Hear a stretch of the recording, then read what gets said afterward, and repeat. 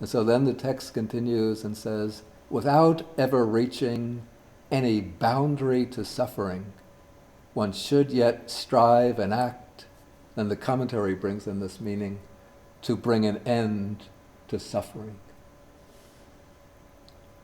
And so I got some sense of this just as we were talking this afternoon about where to launch projects to bring hunger relief. Like, we decided initially that we'll launch our projects in the Buddhist countries of Southeast Asia.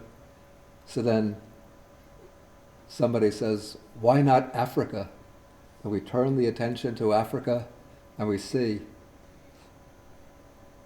the Republic of the Congo, 5 million people killed over the last 10 years, hundreds of thousands of women raped as a kind of expression of hostility, as a way of inflicting vengeance upon the opponents. Areas in Africa exposed to drought, famine. Zimbabwe, people a few months ago were eating centipedes and scorpions, no other food. Then we turn the attention, somebody mentions Latin America.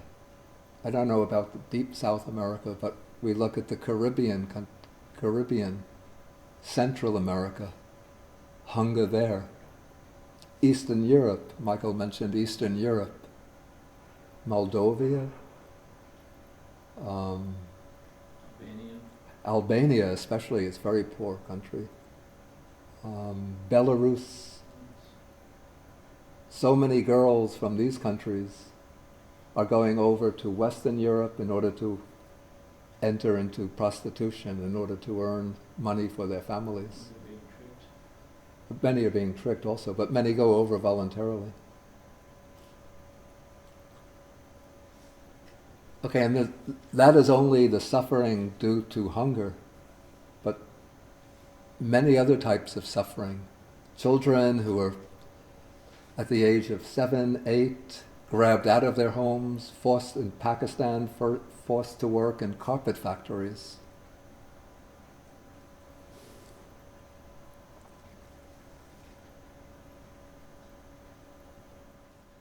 And so, not to speak of aeons and aeons in the future, but just looking over the world at the present, we see so many types of suffering in every continent.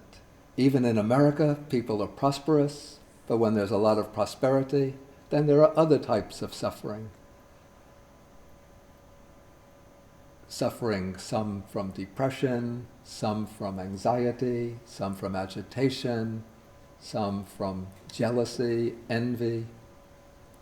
So physical suffering, psychological suffering, no end of suffering.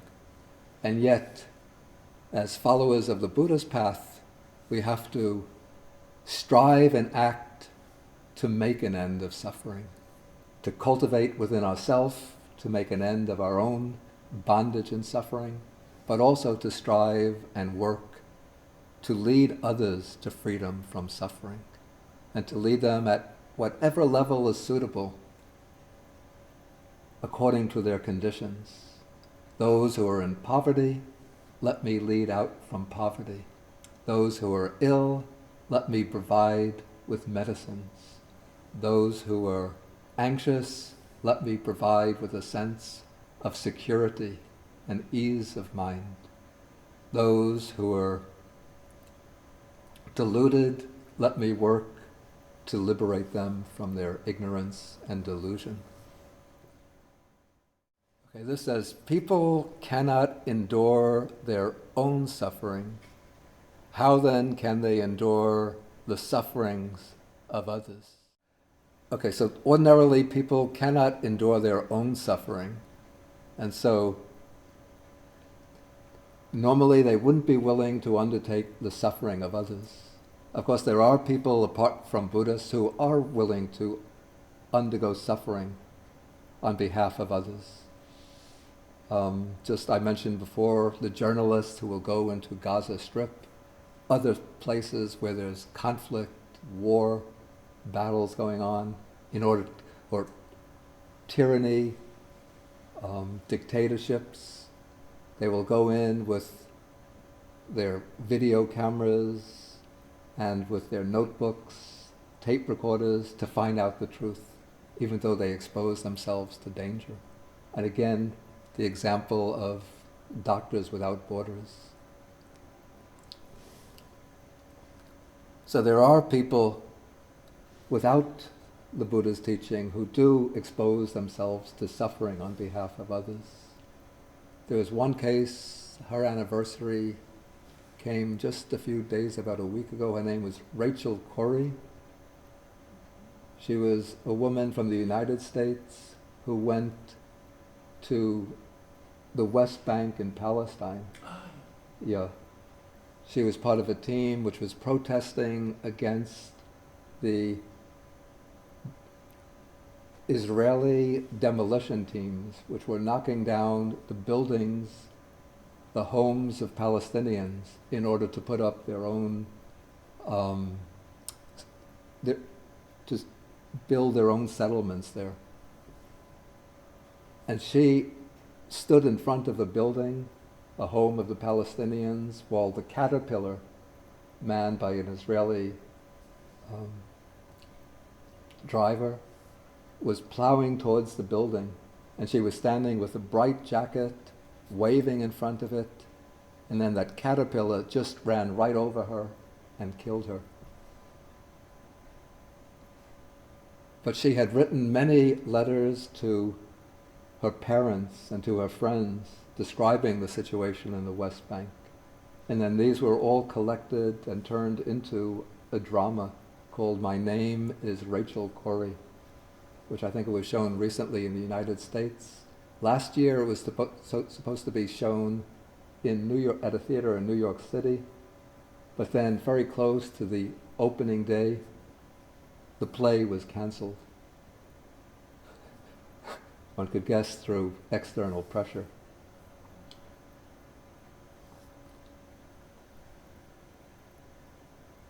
Okay, so we say normally people cannot endure their own sufferings. How then can they endure the sufferings of others? But in this life and in future lives, a bodhisattva puts himself in the place of others. Again, this is an extension of this idea of developing the view of a great view of self. In fact, this is the actual meaning of developing a great view of self. It's the view by which one places oneself, puts oneself in the place of others, so that one is able to identify with others. And so earlier today, when we were seeing the pictures of the different people in the Asian countries, when we see people living in extreme poverty, then the heart gets moved, some kind of soft center within the heart. When we see these children playing, and we see that they're living in such poverty, but they're still happy to some extent. They still have a sense of purpose in their own lives. And this gives us a feeling of identification with them, even though the culture is so different, our ages might be so different, our background might be so different. But when we see their pictures, just looking at the faces, then we feel that we could identify with them.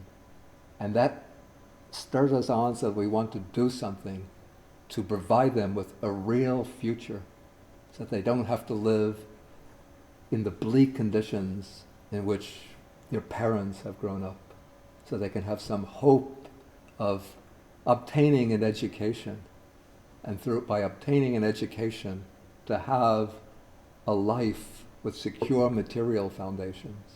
And by having secure material foundations, they can pursue other aims that will bring meaning and value to their lives.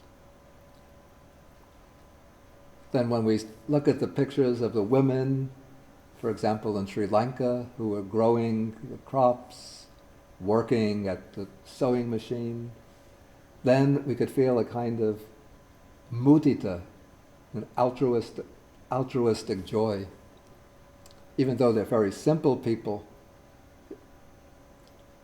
but just getting the sense that our work is being beneficial to them in some way gives us first a sense of rejoicing in what we've accomplished, but we also feel the joy of these people in being able, especially the women, being able to earn a living in order to provide for their families, so that they don't have to just continue living in the most oppressive poverty without any hope for the future.